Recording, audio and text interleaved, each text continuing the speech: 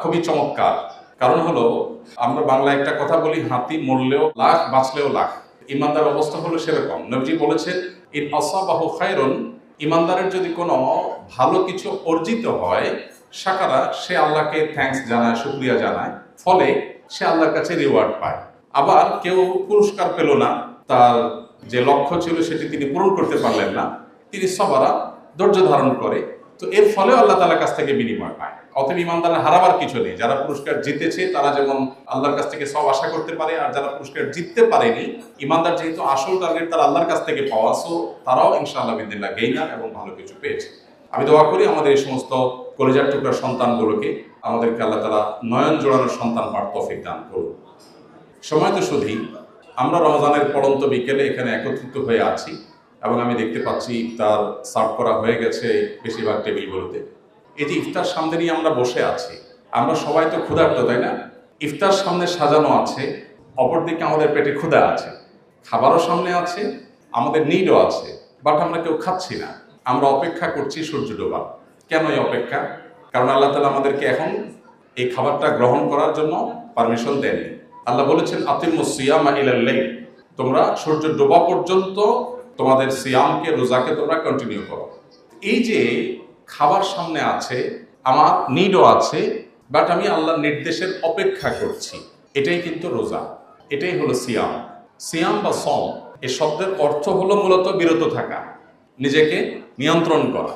এই যে ক্ষুধা আছে, খাবারও আছে, বাট আমি নিজেকে নিয়ন্ত্রণ করছি, আমি খাচ্ছি না। এই বার্তাটা সিয়াম আমাদেরকে দিচ্ছে। এই বার্তা যে দিচ্ছে, সেই বার্তাটা যদি আমরা গ্রহণ করতে পারি এবং এইটাকে যদি সামগ্রিক জীবনে আমরা অ্যাপ্লাই করতে পারি, তাহলে সিয়াম সার্থক, তাহলে রোজা সার্থক। আর তা না হলে এই রোজা অনেক ক্ষেত্রে কেবলই উপোস থাকা। আমাদের প্রিয় নবীর ভাষায় তিনি বলেছেন, রুব্বা সাইমিন লাইসা লাহু মিন সিয়ামিহি ইল্লাল জু', বহু রোজাদার আছে যাদের রোজার বিনিময়ে উপোস থাকা ছাড়া আর কোনো অর্জন হয় না। তারা কারা? তারা হলো সে সমস্ত মানুষ যাদের রোজা শুধুই ইফতার এবং সাহরিতে সীমাবদ্ধ, এর বাইরে রোজার কোনো বার্তা তারা গ্রহণ করতে পারেনি।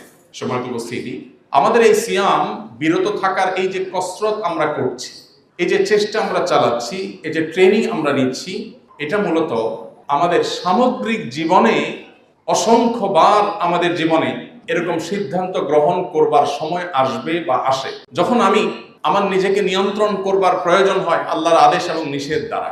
এই সিয়াম আমাদেরকে সেই সামগ্রিক জীবনের প্রত্যেকটা ক্ষেত্রে নিজেকে নিয়ন্ত্রণ করবার শিক্ষাটা দেয়।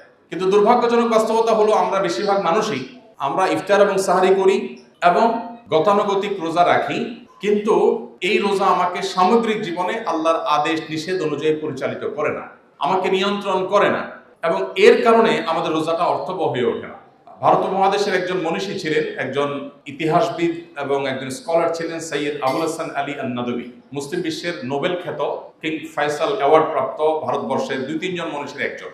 অনেক আগে দুনিয়া থেকে চলে গেছেন, অনেক বড় মনীষী ছিলেন, তাকে নিয়ে অনেক কথা বলার মতো আছে। মাত্র 18 বছর বয়সে যে সমস্ত বই তিনি লিখেছেন, সেগুলো এখন মিডল ইস্টের প্রত্যেকটা ঘরে ঘরে প্রতিটি লাইব্রেরিতে শোভা পায়। এমন একটি লাইব্রেরি মিডল ইস্টে পাওয়া কঠিন হবে যেখানে আলিমিয়া নবীর বই ছাড়া সেই লাইব্রেরি পূর্ণতা পেয়েছে। এই বইগুলো লিখেছেন তিনি যে বয়সে, সেই বয়সে তিনি কোনো আরাবিয়ানকে দেখেননি চোখে, কোনোদিন আরব দেশেও যাননি, কিন্তু আরবিতে লিখেছেন এবং সেগুলো এখন বিভিন্ন বিশ্ববিদ্যালয়গুলোতে গবেষণার কেন্দ্রবিন্দুতে পরিণত হয়েছে। এরকম বড় একজন মনীষী ছিলেন সৈয়দ আবুল হাসান নদভী রাহমাতুল্লাহ আলাইহি। সিয়াম সম্পর্কে বলতে গিয়ে বলেছেন খুব চমৎকার একটি উপমা। তিনি বলেছেন, আমরা যে রমজানে রোজা রাখি, এটা একটা রোজা, রোজার আরেকটা ফরম্যাট আছে যেটা হয়তো আমরা অনেকে সেভাবে দেখিনি বা ভাবিনি। সেই ফরম্যাটটা কি? সেটা হলো, তিনি বলেন যে লাইফ টাইম রোজা, পুরো জীবনটা একটা রোজা।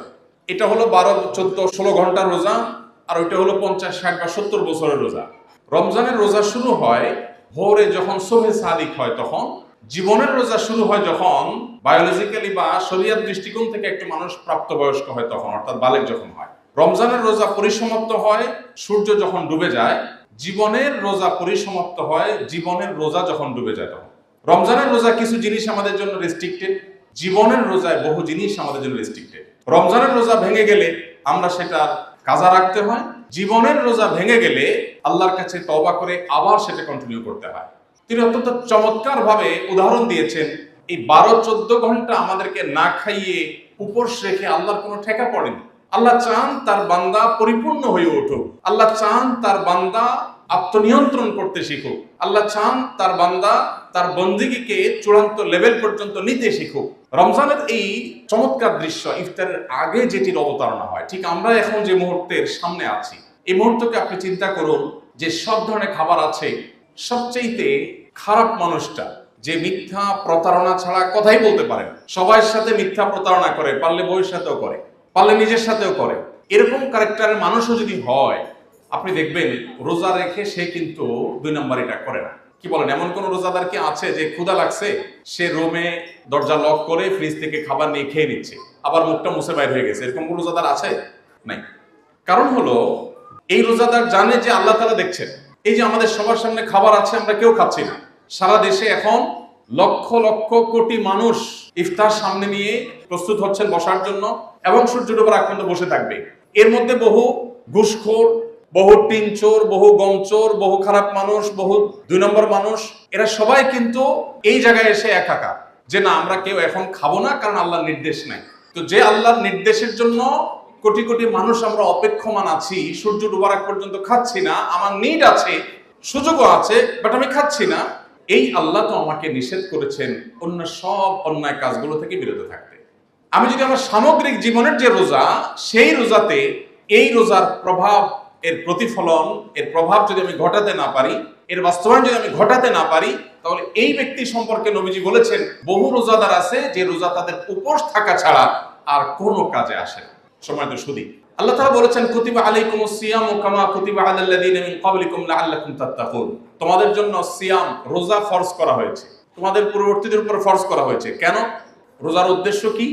আল্লাহ বলেছেন লাআল্লাকুম তাত্তাকুন, যেন তোমরা মুত্তাকি হয়ে উঠতে পারো। প্রত্যেকটা ইবাদতের, প্রত্যেকটা নেকামলের একটা প্রাইমারি বা প্রাথমিক লক্ষ্য আছে, আর একটা চূড়ান্ত লক্ষ্য আছে। সকল ইবাদতের চূড়ান্ত লক্ষ্য আল্লাহকে সন্তুষ্ট করে জান্নাতে যেতে পারা, আর প্রাথমিক লক্ষ্য হলো ইবাদতের ক্ষেত্রে ইবাদত ভেদে, যেমন আমরা ইবাদত ভেদে এটা পার্থক্য হয়, যেমন আমরা ওযু করি কেন, নামাজ পড়বো, সেটা হলো প্রাথমিক লক্ষ্য। আমরা রোজা রাখি কেন, যেন আমরা মুত্তাকি হয়ে উঠতে পারি। মুত্তাকি কাকে বলে? মুত্তাকি বলা হয় আল্লাহর কাছে জবাবদিহিতার বোধ এর চেতনা থেকে যে সকল অন্যায় থেকে বেঁচে থাকে, আল্লাহর আদেশ নির্দেশ মতো নিজেকে পরিচালিত করে, এই লোকটাকে মুত্তাকি বলা হয়। আর এই পুরো এক্সারসাইজটাকে, এই পুরো চেতনাটাকে বলা হয় তাকওয়া, যেটা অন্তরে সুপ্ত থাকে। এই তাকওয়ার চেতনার সাথে রোজার সম্পর্কটা খুবই সুনিবিড় এবং খুবই স্পষ্ট। কারণ রোজা আমাদেরকে এই যে পানাহার থেকে বিরত রাখছে, এটা হলো আল্লাহ ভীতির চেতনা। এই চেতনা যদি আমরা আমাদের ভেতরে সঠিকভাবে ধারণ করতে পারি, তাহলে আমাদের সিয়াম সাধনা সিদ্ধ হলো, সার্থক হলো। গোটা পৃথিবীতে যেদিকে আপনি তাকাবেন, ভোগবাদের এই বাস্তবতায় চতুর্দিকে দেখবেন সবাই আপনাকে আহ্বান করছে শুধু ভোগের আহ্বান। প্রত্যেকটা বিজ্ঞাপনী, বিলবোর্ড, প্রতিটা অ্যাডভার্টাইজ, প্রত্যেকটা প্রচারণা, সবকিছু যেদিকে তাকাবেন সবাই ভোগের কথা বলবেন। কেউ বলবে আমার পণ্যটা উপভোগ করেন, কেউ বলবে আমার ল্যান্ডটা উপভোগ করেন, কেউ বলবে আমার খাবারটা আপনি এনজয় করেন। সবাই আপনাকে এনজয়ের কথা বলবে। আল্লাহ রাব্বুল আলামিন আপনাকে নিয়ন্ত্রণ করার কথা বলছেন। অন্য সব উৎসব, আমরা এই যে পহেলা বৈশাখ, বিভিন্ন রকমের উৎসব আমরা পালন করি, এই সকল উৎসবে আপনি দেখবেন যে ঠিক আছে, একটা ভালো কাপড় পরেন, শাড়ি পরেন, জামা পরেন, ভালো খাবার খান, পান্তা ইলিশ খান, এটা করেন সেটা করেন। এই যে 31st নাইট আসে প্রতি বছর একবার, আতশবাজি করেন, আনন্দ ফুর্তি করেন। আল্লাহ তাআলা আমাদেরকে 2টি উৎসব দিয়েছে, একটা ঈদুল ফিতর, একটা ঈদুল আজহা। এই উৎসবের মূল বার্তাই হলো স্যাক্রিফাইস এবং ত্যাগ। আপনি দেখেন ঈদুল ফিতর শুরু হয় কি দিয়ে? ঈদুল ফিতর শুরু হয় হলো ফিতরা দিয়ে। আল্লাহ বলছেন তুমি গরিবের বাসায় আগে খাবার পৌঁছাও, এরপর তুমি ঈদগাহে যাও। এমনকি ঈদের পরে যদি তুমি ফিতরা দাও, ফাহিয়া সাদাকাতু মিনাস সাদাকাত, সেটা অন্য 10টা দানের মতো একটা দান। তোমাকে ফিতরা দিতে হবে ঈদের আগে, কারণ ঈদের আনন্দ ফুল পিকে উঠে ঈদগাহে যাওয়ার পর, এবং এই যে ঈদগাহে যাওয়ার পর ঈদের আনন্দ পিকে উঠে। এই জন্য নবী সাল্লাল্লাহু আলাইহি ওয়াসাল্লাম নারীদেরকে ঈদগাহে নিয়ে যেতে বলছেন। এক নারী এসে বলছেন, ইয়া রাসূলুল্লাহ, আমি ঋতুবতী, আমার নামাজ নাই। নবী সাল্লাল্লাহু আলাইহি ওয়াসাল্লাম বলছেন, তুমিও যাবে, তোমার নামাজ নাই, তুমি দোয়া করবে। আরেকজন বলেছেন, ইয়া রাসূলুল্লাহ, আমি পর্যাপ্ত কাপড় নেই যেটা দিয়ে আমি সুন্দর করে নিজেকে আবৃত করে পর্দার মধ্যে আমি যাব। নবীজি বলেছেন আরেকজন নারী তাকে সহায়তা করুক, তার সাথে তার পর্দার মধ্যে সে শামিল হয়ে তারপরে যাক, তারপরও সে যাক, ঈদের আনন্দ পূর্ণতা পাক। এই যে ঈদের আনন্দ পূর্ণতা পাবে ঈদগাহে যাওয়ার মাধ্যমে, নবী সাল্লাল্লাহু আলাইহি ওয়াসাল্লাম বলেছেন তার আগে তুমি গরিবের বাসায় খাবার পৌঁছাও। তার মানে আগে তুমি স্যাক্রিফাইস করে যে আনন্দ সেটা উপভোগ করো, এরপরে তোমার ভোগের আনন্দে তুমি যাও। ঠিক একইভাবে ঈদুল আজহাতে আপনি দেখেন আল্লাহ কোরআনে বলেছেন ফাকুলু মিনহা ওয়া তা'আমুল কানি ওয়াল মুতাল্লা, কুরবানির গোশত তুমি খাও, অভয় মানুষকে দাও যারা তোমার কাছে হাত পাততে পারে না সে মানুষগুলোর কাছে পৌঁছাও। মোহতারাম হাজিরিন, এই জন্য ইসলামের সমস্ত ইবাদতের সমস্ত আয়োজনের মূল কথা হলো আত্মনিয়ন্ত্রণ করা। আপনি যদি কোরআন খোলেন, কোরআনের পাতায় পাতায় দেখতে পাবেন আমাদেরকে প্রত্যেকটা ক্ষেত্রে আল্লাহ তাআলা নিয়ন্ত্রণ করা শিখিয়েছেন।